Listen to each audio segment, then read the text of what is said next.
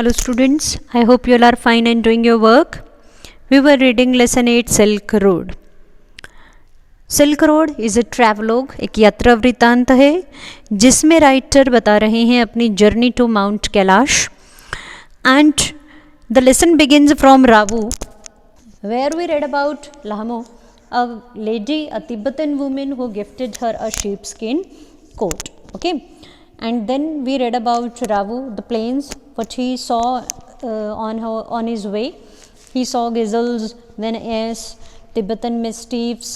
Then after it, we read about his experience with the snow-hugged banks and the trail. The path was blocked with snow. The last lines that we read was this line, where Zetan decided to drive round the snow. The slope was steep and studded with major rocks, but somehow he negotiated it. I checked my watch again as we continued to climb in the bright sunshine. धूप तेज चमक रही थी. अब वो फिर से check करते हैं कि आखिर वो पहुँचे कहाँ हैं, कितनी ऊंचाई पर हैं. And there we crept past 5400 metres. इतनी ऊंचाई पर पहुँच चुके हैं. पहले जब चेक किया it was 5210 metres and now he is 5400 metres high. इतनी ऊंचाई पर है समुद्र से, तो इतना डिस्टेंस वो कवर कर चुके हैं. And now my head began to throb horribly. कहते हैं सिर जो था वो इट वॉज थ्रोबिंग. थ्रोब होता है बहुत ज़्यादा, हम कहते हैं बहुत ज़्यादा सिर दर्द होना. बहुत ज़्यादा परेशान हो रहे थे वो, चक्कर आ रहे थे एक तरह से उन्हें. And I took gulps from my water bottle. और मैंने बहुत सारा पानी पिया. गल्प्स होता है बड़े बड़े सिप लेना, बड़े बड़े घूंट भरना. तो बहुत सारा पानी पिया वाटर से, which is suppose to help a rapid ascent. और ऐसा कहा जाता है जब रैपिड हम तेज़ी से असेंट ऊंचाई पर जा रहे हों तो we should have more of water. हमें पानी ज़्यादा पीना चाहिए क्योंकि ऑक्सीजन लेवल जो है जैसे जैसे ऊंचाई पर जाते हैं ऑक्सीजन लेवल कम होने लगता है, हेडेक होने लगता है. ये एक कॉमन प्रॉब्लम है, बहुत सारे लोगों को हो जाती है.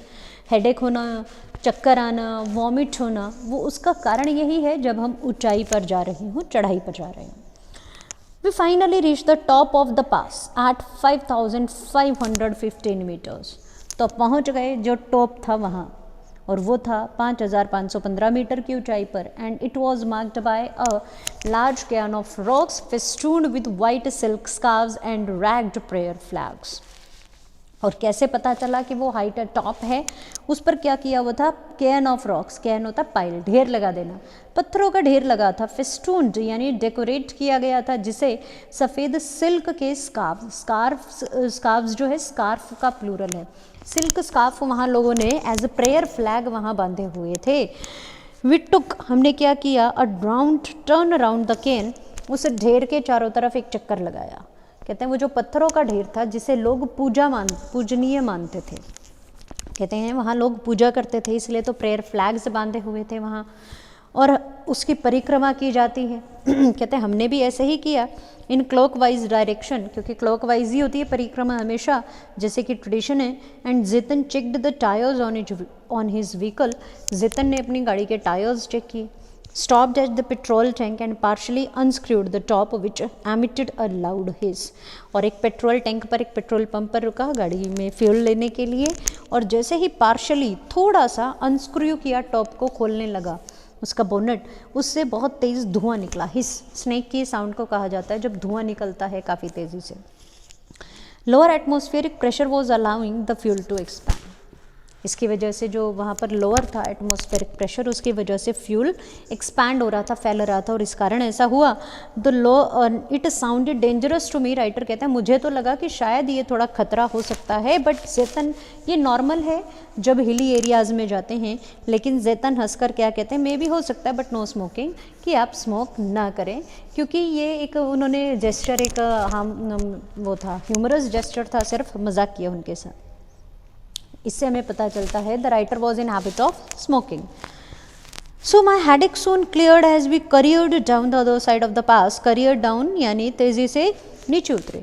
जब ऊपर चढ़ रहे थे तो हेडेक हो गया क्योंकि ऊंचाई पर जा रहे थे, जैसे जैसे नीचे की तरफ आ रहे थे, दूसरी साइड उतर रहे थे, तो हमेशा क्या होता है पहाड़ पर एक तरफ तो चढ़ाई की, अब वापस नीचे उतरेंगे, आगे की तरफ रास्ते पर जा रहे हैं, तो हेडेक क्लियर हो गया, ठीक हो गया। It was 2 o'clock। वो हेडेक आपको पता होगा, वर्ड आप कई बार सुनते हैं, लेकिन अगर एक वर्ड का मीनिंग पूछ लिया जाए तो आपको नहीं मालूम। ध्यान से देखें, HEADACHE, हेड, और एक ये वर्ड है, तो एक का मतलब होता है पेन, पीड़ा। हेडेक यानी सिर में दर्द होना, सिर में पीड़ा होना। 2 बजे थे when we stopped for lunch and what did they have for lunch. Lunch में क्या खाया? They had hot noodles inside a long canvas tent. एक बड़ा सा कैनवस का टेंट लगा हुआ था, और वो टेंट कहाँ पर लगा हुआ था? Part of a work camp, कहीं पर काम चल रहा था। एक सॉल्ट लेक थी, ड्राई सॉल्ट लेक, सूखी हुई नमक की झील, वहाँ पर इरेक्टेड, लगाया गया था। वहाँ पर एक कैंप चल रहा था, वहाँ पर नमक निकाल रहे थे लोग, नमक बना रहे थे। वहाँ पर टेंट लगा था उनके बनाने के लिए, एक छोटी सी मेस उनके लिए बनाई गई थी, वहाँ पर उन्होंने हॉट नूडल्स खाए। The plateau is pockmarked with salt flats and brackish lakes, vestiges of Tees Ocean which bordered Tibet before the great continental collision that it lifted skyward। कहते हैं राइटर इसमें, ये जो प्लेट्यू था, ये जो पठार था, पोक मार्क्ड यानी जगह जगह। पोक मार्क्स कौन से होते हैं? वो ऐसे जगह जगह चेचक के दाग जो जाते हैं, तो जगह जगह पर सॉल्ट फ्लैट्स थे, यानी ऊपरी परत जो थी वो नमक की थी पूरी, और ब्रैकिश लेक्स सॉल्टी एरिया था, सॉल्टी, नमकीन। और ये किसके अवशेष थे? इट वॉज वेस्टीज, अवशेष थे। अवशेष किसके? Tease ocean.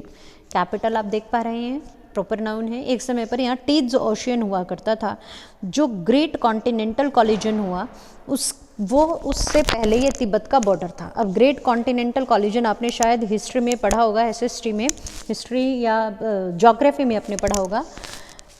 एक समय था ये मानते थे कि पृथ्वी जो है सारी, पानी एक तरफ है और ज़मीन एक तरफ है, तो जो धरती थी उसी के सारे जितने भी देश हैं उसी का एक हिस्सा थे, लैंड एरिया जो था। और 2 महासागर हुआ करते थे विशाल, जो महासागर हुआ करते थे, पानी एक तरफ था, उनमें से एक था टीज ओशियन। तो टीज ओशियन, ओशन इसे बोलते हैं। टीज ओशन जो था वो, उसके वेस्टिजेस हैं, ये अवशेष हैं जहाँ ये इस समय काम चल रहा था, वो dry salt lake. This one was a hive of activity. Hive होता है छत्ता, वहाँ पर बहुत ज़्यादा तेज़ी से काम चल रहा था, हाइव ऑफ एक्टिविटी था ये, बहुत तेज़ी से काम वहाँ हो रहा था। men with pickaxes and shovels trudging back and forth in their long sheepskin coats and salt encrusted boots। जो मेन थे, पुरुष वहाँ क्या कर रहे थे? जितने भी सदस्य, जितने भी लोग काम कर रहे थे, they had pickaxes in their hands, उनके हैंड में पिकैक्सेस थे। पिकैक्सेस क्या होता है? एक्स होता है वैसे कुल्हाड़ी। पिकैक्सेस ज़मीन खोदने के लिए, वो आगे से ना बड़ी शार्प एज होती है, तो पॉइंटेड होती है, उसे पिकैक्स कहा जाता है। पिकैक्स और शॉवल्स, फावड़े थे उनके हाथ में, वो क्या कर रहे थे? ट्रजिंग, धीरे धीरे चलना, back and fourth in their long sheep skin quotes, सर्दी थी तो फुल स्लीव वाले शीप स्किन कोट्स पहने थे, बूट्स पहने थे ऊंचे ऊंचे, सॉल्ट एंड क्रस्टेड यानी सॉल्ट से भरे हुए, नमक से भरे हुए। बैक एंड फोर्थ, पानी जब नमक निकाला जाता है तो ऐसे लगता है छोटी सी क्यारी सी जैसे बनाई गई है एरिया, उसमें वो वहाँ पर वो जो सॉल्ट लेक है, सॉल्ट फ्लैट हमने पढ़ा ना यहाँ, उस पर थोड़ा सा पानी भरा जाता है, और उसमें एक शॉवल लेकर उसकी सहायता से इस तरह से आगे पीछे वो चलते हैं, यानी नमक एक तरफ वो करते रहते हैं, निकालते रहते हैं, इकट्ठा करते हैं। ऑल वोर सन ग्लासेस, सभी ने सन ग्लासेस भी पहने हुए थे क्योंकि बहुत ज़्यादा ग्लेयर आ रही थी। ग्लेयर होता है चमक। Study stream of blue trucks, trucks क्या है? ये व्हीकल्स हैं, ठीक है। तो स्ट्रीम यानी लगातार। emerged from the blindingly white lake laden with pile of salt। अब इस पूरी लाइन का मीनिंग समझें, क्योंकि बर्फ़ जो थी वहाँ जमी हुई है, नमक जमा हुआ है, जब उस पर सनरेज गिर रही हैं तो वो बहुत तेज़ चमक उससे उठती है, इतनी तेज़ कि लगातार वहाँ काम करने वालों की आंखों की रोशनी में पर फर्क पड़ता है। इसीलिए वहाँ पर वो क्या पहनते हैं? ग्लेयर्स पहनते हैं, धूप के चश्मे, ताकि उनकी आंखों पर चमक सीधी ना पड़े और उनकी आंखों की रोशनी खराब ना हो। कहते हैं ऐसे लग रहा था मानो ब्लाइंडिंगली वो हमें ब्लाइंड ही करते, इतनी तेज़ ग्लेयर्स वहाँ आ रही थी। ये यहाँ तक आज मैं पढ़ाऊँगी। Tomorrow we will begin with होर। ये हमें लॉन्ग क्वेश्चन में भी आता है, होर काफ़ी इम्पोर्टेंट है इस लेसन में से। So all you need to read it very carefully, and tomorrow we are going to begin this topic, this portion of this lesson, hor.